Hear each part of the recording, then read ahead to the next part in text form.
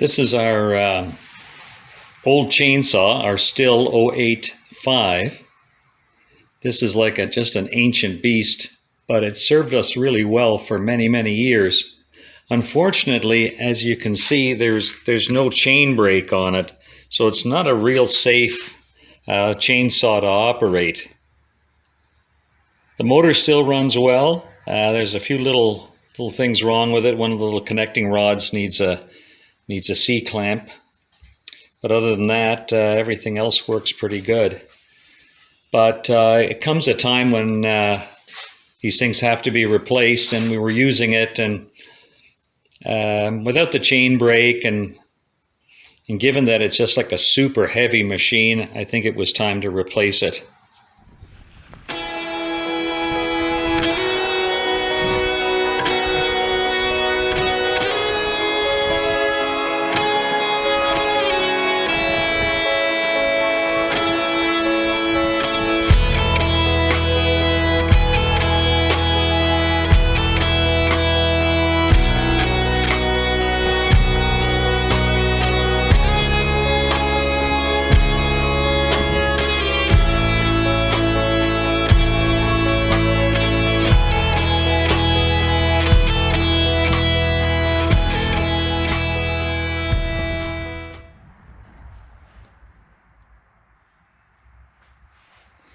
So we went down to the rental village in Perth, Ontario, and purchased this MS261C by Stihl. Now, Stihl makes a whole range of chainsaws. The 171s were on sale for $229 Canadian. But unfortunately, they're not made in North America, nor are they made in Germany. So I really question the quality of that chainsaw. And when you're out in the bush, the last thing you want to do is take a chance on your chainsaw. So we purchased this baby here. And as you can see, I don't know if you can pick it up on the camera, this particular one's made in Germany. And it's probably the last chainsaw I'll ever buy. So just a good, solid, strong chainsaw. If you're going to buy tools, buy good ones that will last you a lifetime. Then you're not forever replacing them. I'll just draw your attention over here.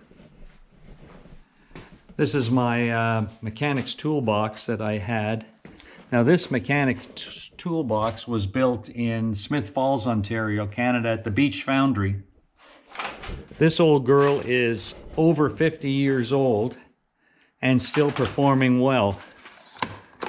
The sliders all work, stores my tools, and was used every day when I was a mechanic.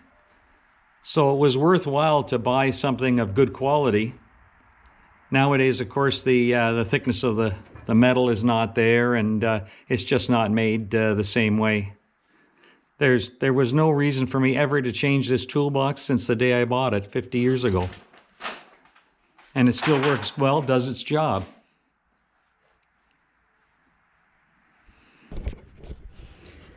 Now there's nothing wrong if you're only going to use a tool once in a blue moon to buy something cheap. But if you're going to depend on your tools for a living, spend the money, buy something of good quality. Unfortunately, a lot of the manufacturers now have built their name on quality tools and are now making them offshore. Now that maximizes their profit, but it does nothing for the buying public. You think you're buying a quality tool when in actual fact all you're doing is buying some cheap offshore tool with a brand name on it, so you're paying the brand name price but not getting the brand name quality. If you have a homestead, or even if you just have a big piece of property, you pretty well have to have a good chainsaw. And, you know, in my view, Stihl makes the best one on the market. But again, like I said before, make sure you look at where it's made, because these big companies now are having a lot of stuff made offshore, and they simply just don't have the quality that the European and North American manufacturers have. So it's a, buyer beware. So basically, we don't normally cut down a tree that still has leaves, but this particular tree has a big crack in it, and sooner or later it's going to fall down. So it would make sense to get rid of it now before that happens.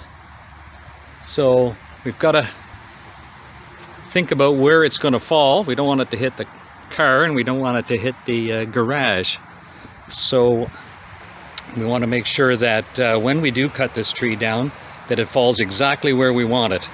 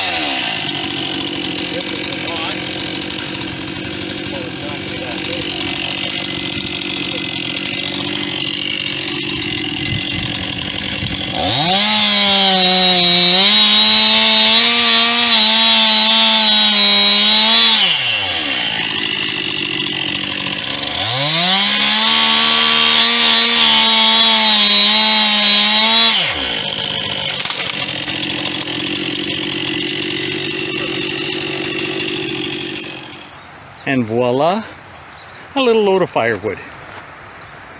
Nothing goes to waste.